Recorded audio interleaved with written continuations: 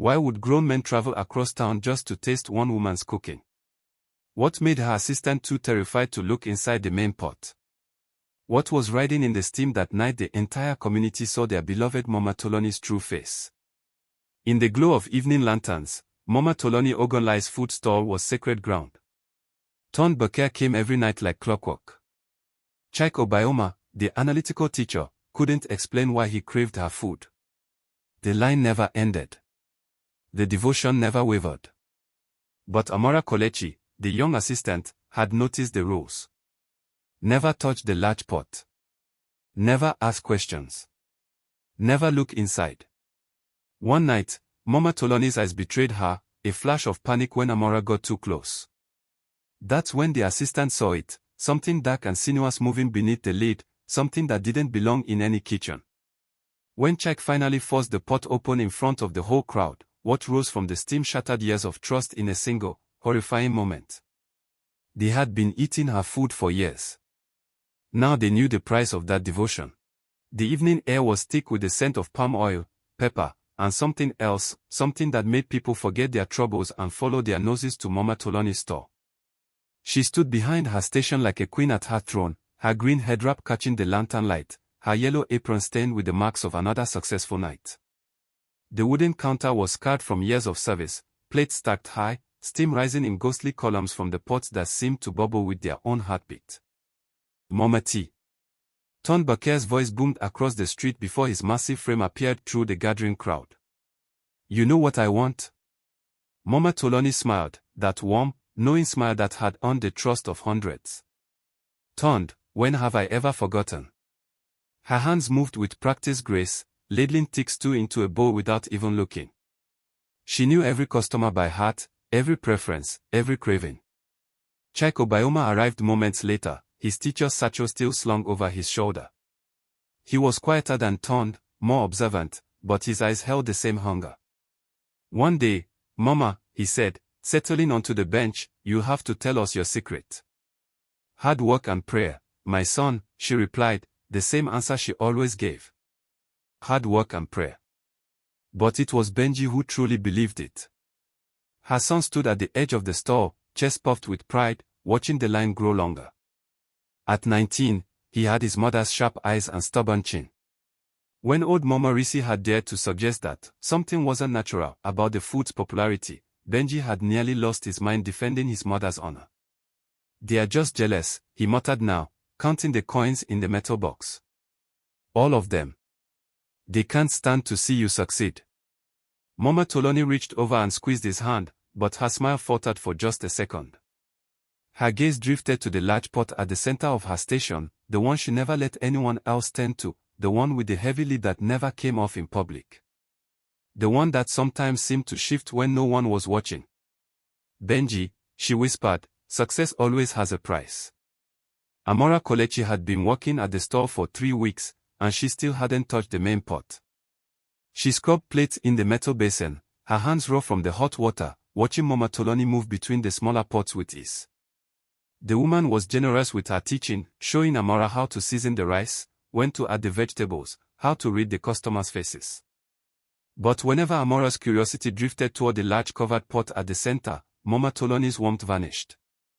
That one is mine alone, she had said on the first day, her voice sharp as a blade. You understand? Never leave that lid. Never stir it. Never even lean too close. Amara had nodded, grateful just to have the work. Her family needed the money, and jobs were scarce. She told herself it was simply a matter of pride, every cook had their secret recipe, their special method. But the rule gnawed at her. Tonight, as the crowd pressed in and Ton Bakir laughed his booming laugh, Amara carried a stack of clean bowls toward the serving area.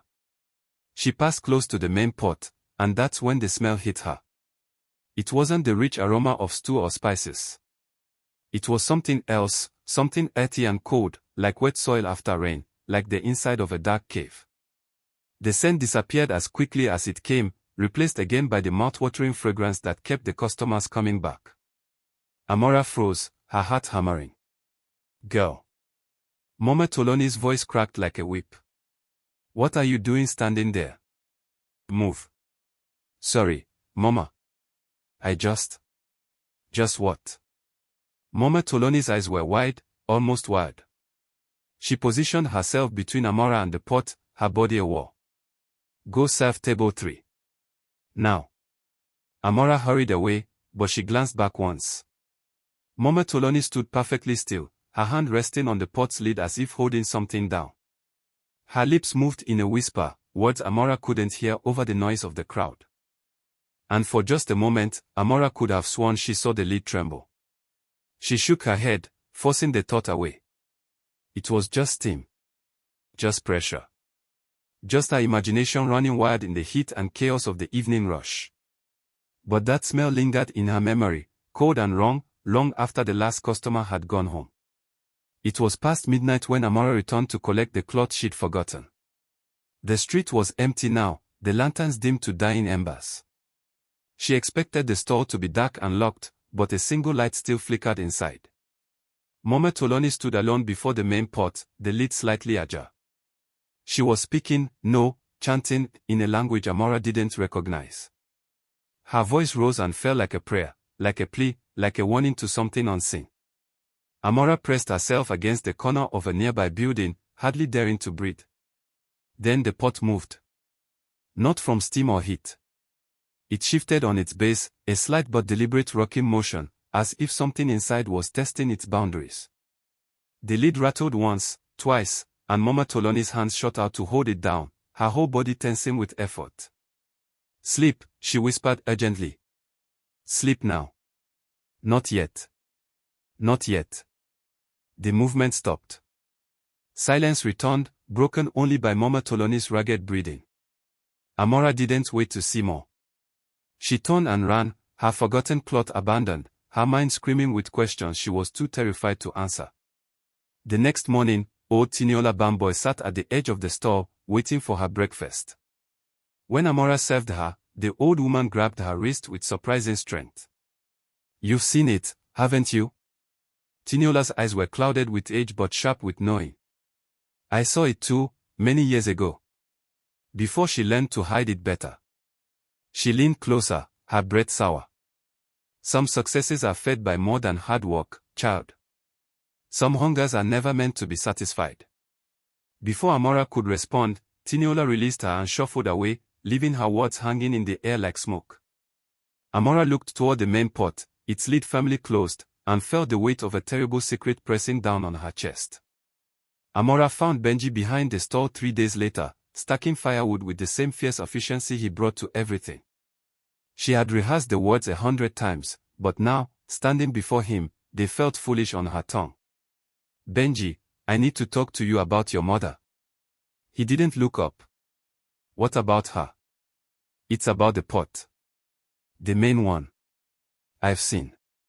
Stop. His hand stilled on the wood.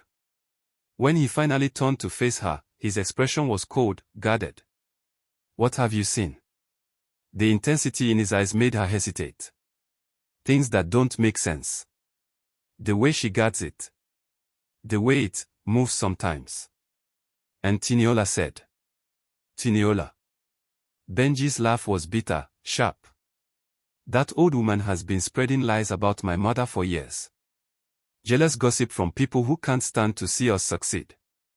He stepped closer, his voice dropping low. Is that what this is? You've been here less than a month and already you're listening to rumors. No, I saw it myself. Late at night, the pot was. Was what? He was in front of her now, his jaw tight. Cooking. Steaming. What exactly did you see, Amara? She wanted to tell him about the movement, the chanting, the cold smell that didn't belong. But the words died in her throat under his fierce gaze. My mother has worked herself to the bone to build this business, Benji continued, his voice shaking with emotion. She feeds this community. She gives people joy. And you want to destroy that with your, what? Your imagination. Your superstitions. I'm not trying to destroy anything. I'm trying to. To what? Help. He shook his head, disgust flickering across his face. If you can't be loyal, you can't work here. Simple as that. Benji, please. Something isn't right. Listen to me carefully. His voice turned deadly quiet. My mother has been nothing but kind to you. She gave you work when you needed it. And this is how you repay her. By spreading poison. He leaned in close enough that she could see the fear beneath his anger. Keep your mouth shut, Amara.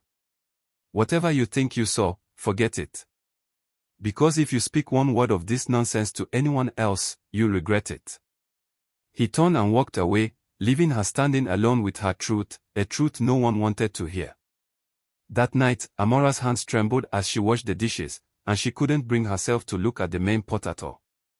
Chike Obioma had always been a man who noticed things others missed. It was the teacher in him, the way a student's silence spoke louder than words, the way a shifted chair could tell the story of a difficult morning.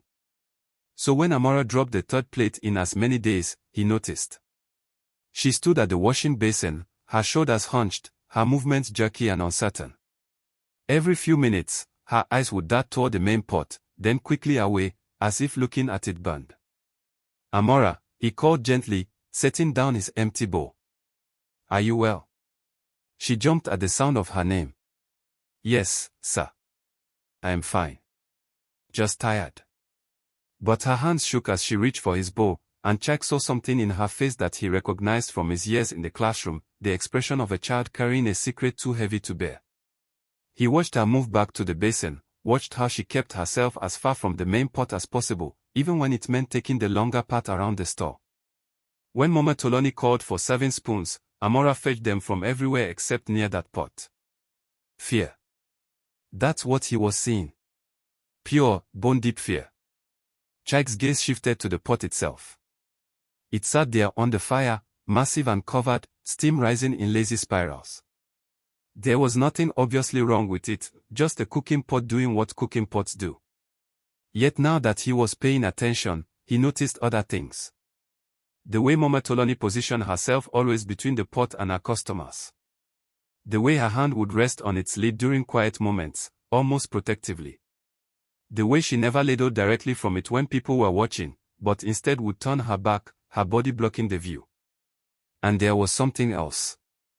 A smell, faint beneath the rich spices, something ancient and damp, like river stones or old earth. Ton Bucket arrived with his usual booming greeting, but Chike barely heard him. His analytical mind was working now, connecting pieces that didn't quite fit. The unnatural loyalty of the customers. The food's impossible appeal. Amara's terror. Mama Tolani's fierce protection of that single pot. When his food arrived, Chike ate slowly, methodically, his eyes never leaving the pot for long. And when the evening crowd pressed in close, when Mama Tolani was distracted by orders and Benji was counting coins, Chike saw it. The lid shifted. Just slightly. Not from steam or heat, but with intention, as if something beneath was testing its prison. Chike set down his spoon, his appetite suddenly gone, his mind racing with a question he wasn't sure he wanted answered.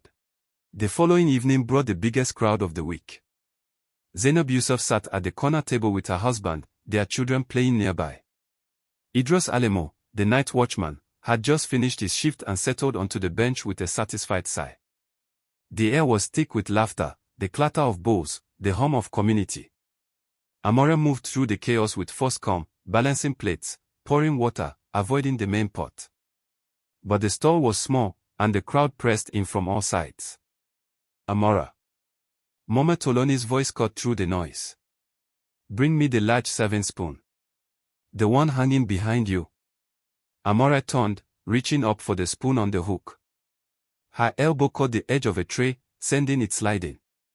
She lunged to catch it, her hip slamming hard into the main pot. The massive vessel rocked on its base. Time seemed to stop. Mama Tolani's face went white, her eyes wide with horror.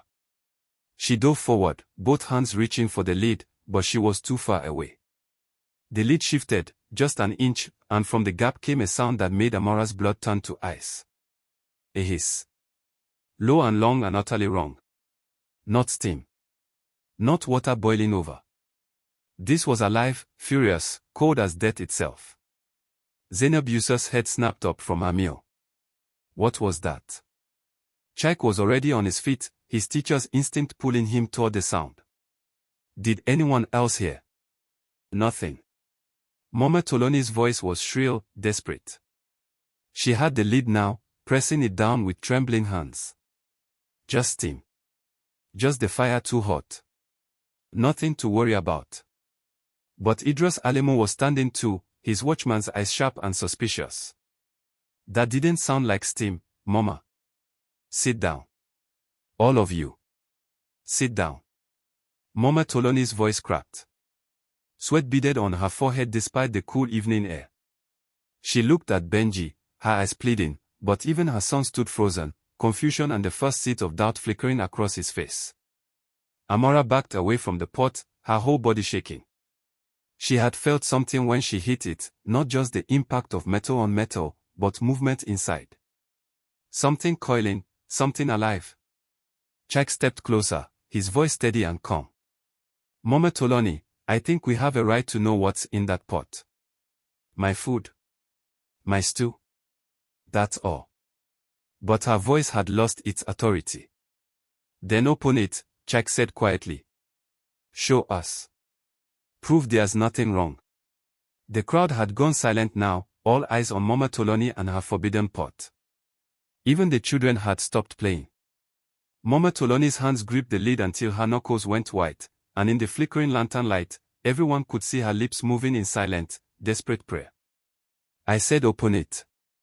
Chike's voice remained calm, but there was still beneath it now. He took another step forward, and the crowd shifted with him, a collective breath held. You have no right, Mama Tolani started, but Amara's voice cut through, surprising even herself. I've seen it move. The words stumbled out, months of fear finally breaking free. Late at night, when no one's here. I've seen her talking to it. I've heard things from inside that pot that aren't natural. Lies. Benji pushed through the crowd, positioning himself between Chike and his mother. She's a liar trying to ruin us. Then let your mother prove it, Chike said evenly. One look. That's all we're asking. Zainab Yusuf stood, pulling her children close. Mama Tolani, we've trusted you for years. We've eaten your food, brought our families here. If there's nothing to hide. There's nothing. Mama Tolani's voice was ragged now, breaking. Please. Please, just trust me.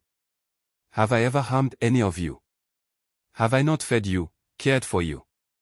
Then show us, Idris said quietly. The night watchman's presence seemed to carry weight, he had seen too many dark things in his years to dismiss this lightly. Mama Tolani looked around at the circle of faces, at the community she had served and deceived, and something in her seemed to crack. Her shoulders sagged. Her grip on the lid loosened slightly. You don't understand, she whispered. I did it for survival. For Benji. For our future. I was nothing before, nothing. And then someone showed me a way, and I took it. I took it because I was desperate and foolish and... Mother. Benji's voice was small, childlike. What are you saying? Chike moved closer, his hand reaching for the lid. Let me see. No. Mama Tolani's scream was primal. She lunged forward, trying to push him back, but Chike was stronger, his hands closing over the heated metal handles. Don't, she sobbed. Please, if you open it now, in front of everyone, the bond will break. It will be angry. It will. But Chike was already lifting. The lid came off slowly, steam billowing into the night air. For a moment, no one could see anything through the thick white cloud. Then the steam began to clear, and the crowd pressed closer, curiosity overcoming caution. What they saw in that pot would haunt them for the rest of their lives. Amara's hand flew to her mouth. Zainab gasped and turned her children's faces away. Idris took an involuntary step back.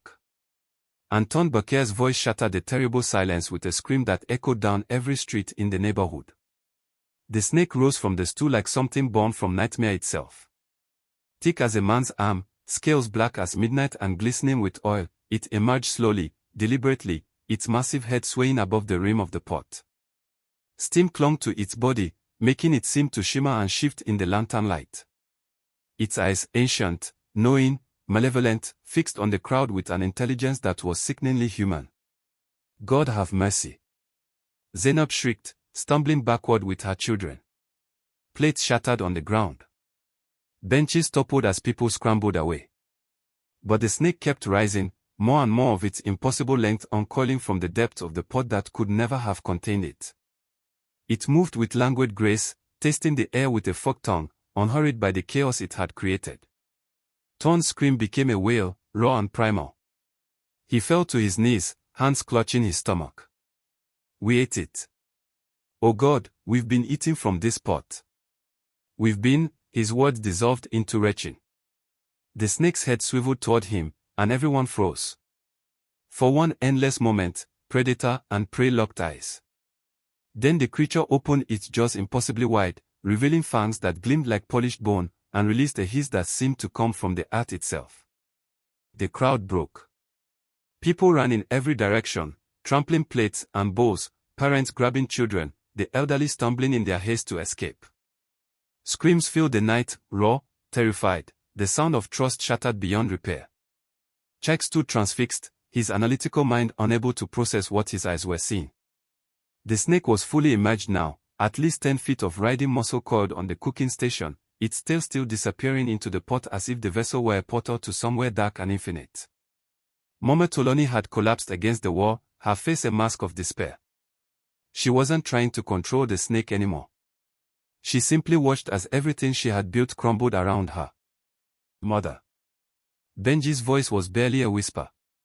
He stood apart from the fleeing crowd, rooted to the spot, his eyes moving from the serpent to his mother and back again. What have you done? The snake turned its attention to Mama Tolani, recognizing its keeper. For a moment, its eyes softened into something almost plaintive, almost sad. Then it began to slide back into the pot, its movement slow and deliberate, as if savoring its brief moment of freedom. Idris Alemu's voice cut through the chaos, steady despite his fear. Someone fetch Baba Gok. Now. The whole town needs to see this. And in the distance, the sound of running feet and panicked voices spread the news like wildfire through the night. Mama Risi Odeola arrived before the crowd had fully scattered.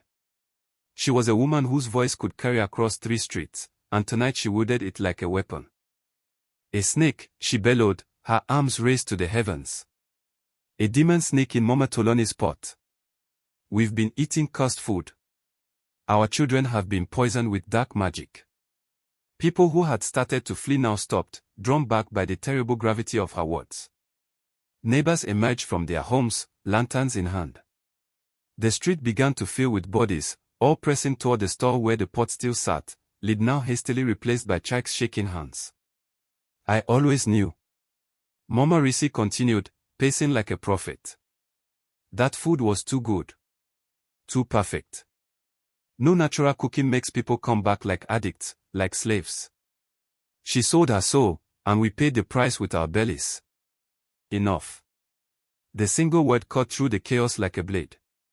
Baba Gok Adorimi walked slowly through the parting crowd, his white agboda pristine, his carved walking stick tapping against the ground with each measured step. At 73, he was the community's eldest, its moral compass, and his presence commanded instant silence. He stopped before the store, his eyes taking in everything, the overturned benches, the shattered plates, Mama Tolani crumpled against the wall, the covered pot that everyone now eyed with horror. Show me, he said simply. Chike moved forward, his hand steadier now, and lifted the lid once more. The snake had coiled itself inside, its massive body barely contained by the pot's dimensions. It didn't move, didn't hiss. It simply watched with those ancient eyes, and Baba Gok stared back without flinching. After a long moment, he replaced the lid with deliberate care and turned to face Mama Tolani. How long? His voice was soft, almost gentle, which somehow made it worse. Mama Tolani's lips moved, but no sound came out. Tears streaked her face, cutting paths through the soot and ash. How long have you fed us this corruption? 7 years, she finally whispered. 7 years of prosperity. Of respect. Of having enough. Of lies, Baba Gok finished. of stealing our trust and feeding us abomination. Benji stood frozen, his world crumbling with each word. He had defended her so fiercely, dismissed every doubt, every whisper. And now he understood that his entire life, their success, their reputation, his pride, had been built on this darkness. "Mother," he said, his voice breaking. "How could you?" But Mama Tolani couldn't look at her son. She couldn't look at anyone. She simply slid down the wall until she sat in the dirt, broken and exposed, while the community she had served and deceived stood in judgment above her. Baba Gok raised his walking stick, and the crowd leaned in to hear his verdict. "This woman has broken the most sacred bond, the bond between a cook and those she feeds. She has invited darkness into our mouths, into our bodies, into our children." His voice was steady, final. "She is no longer welcome here. Not at this store. Not in this community. Not." But when he turned to deliver the rest of his judgment, Mama Tolani was gone. In the chaos of the crowd pressing forward, in the moment when all eyes had been on Baba Gok, she had slipped away into the shadows between buildings. Only a yellow apron remained, discarded on the ground like shed skin. "Find her." Mama Risi shrieked, but Idris shook his head slowly. "Let her go," the night watchman said. "Where can she run that this shame won't follow? What town will take her when word spreads? She's already been judged." The crowd murmured agreement, though some still wanted blood, wanted answers, wanted something more tangible than an empty space where their betrayer had stood. Benji didn't move. Didn't speak.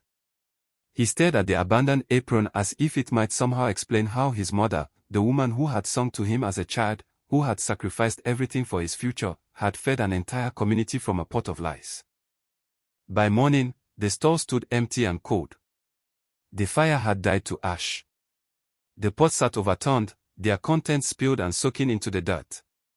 Someone had smashed the large pot during the night, whether from rage or fear or the need to destroy what had contained such evil, no one knew. Amara arrived at dawn, drawn by something she couldn't name. Benji was already there, sitting on the ground amid the wreckage, his mother's head wrap clutched in his hands. "I should have listened to you," he said without looking up. "When you tried to tell me, I called you a liar." Amara sat beside him, careful to keep distance between them. "You loved her. That's not a crime. Isn't it?" His laugh was hollow. "I defended her. I threatened you. I was so sure that everyone else was just jealous, just bitter." He finally looked at Amara, his eyes red-rimmed. "What does that make me?" "Human," she said quietly. They sat in silence as the sun rose over the ruins of the store. Around them, the community was waking to a new reality, one where their favorite meal had been poison, where their most trusted neighbor had been a stranger, where nothing would ever taste quite right again. Ton Bakir walked past without his usual greeting, his face grey and haunted. Zainab Yusuf crossed to the other side of the street, pulling her children close. Even Chaik, who had been brave enough to open the pot, looked diminished somehow, as if discovering the truth had cost him something he couldn't name. The store would never open again. And Mama Tolani Ogonlai, beloved vendor and keeper of dark secrets, was never seen in that community again. But the memory of what had died in her pot, that would haunt them all forever. What would you do if you discovered the truth about someone everyone trusted? Would you speak up like Amara, or stay silent like Benji? Sometimes the most terrifying monsters aren't the ones we can see, they're the ones hiding in plain sight, behind warm smiles and delicious food. If this story made your heart race, share it with someone who needs to hear this warning. Like if you believe some secrets should never stay buried. Comment below, have you ever trusted someone who turned out to be hiding something dark? Remember, not everything that tastes good is good for you. Trust your instincts. Question the impossible. And never ignore the warning signs, because by the time the snake rises from the pot, it's already too late.